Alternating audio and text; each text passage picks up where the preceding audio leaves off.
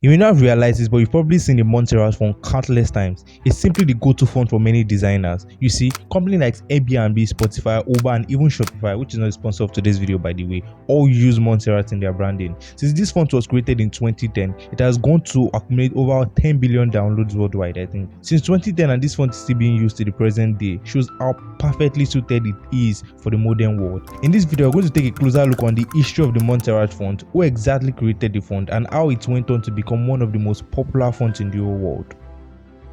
The Montserrat font was created by a designer known as Julieta Ilanvoski in 2010. She was actually inspired by the Montserrat neighborhood in the city of Buenos Aires in Argentina.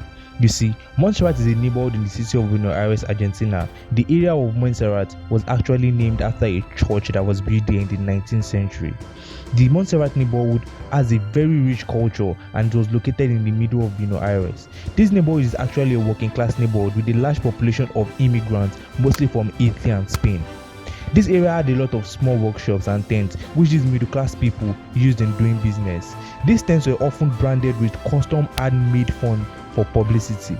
During the early 19th centuries, the Montserrat district of Buenos Aires was said to undergo a significant urbanization.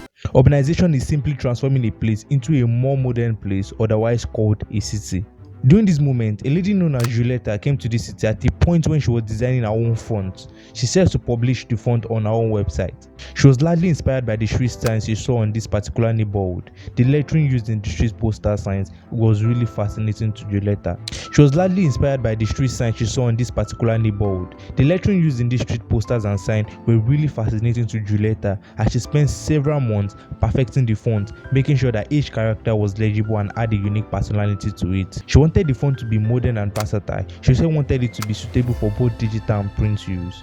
Montserrat today has gained popularity among other free alternatives such as Gotham and Avenir. The typeface has two sister fonts known as Montserrat Alternate and an underlying one known as Montserrat Subrayada. It was also made to become more bold and have the italics form by a designer known as Jacques Bailey. Once the font was complete, Julieta made it available for free on her website and it quickly became a favorite among designers. Today, the Montserrat city has long underwent transformation as many of the old buildings were renovated and converted to trendy bars, restaurants and shops.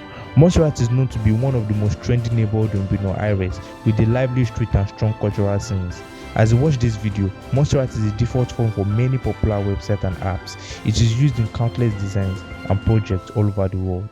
So next time you see the Montserrat font, you know it's a font that was inspired by tradition and is also perfectly suited for the modern world. If you want to know about how Comic Sans became the most hated font in the world, click the video on the screen. I'll catch you there. Peace out.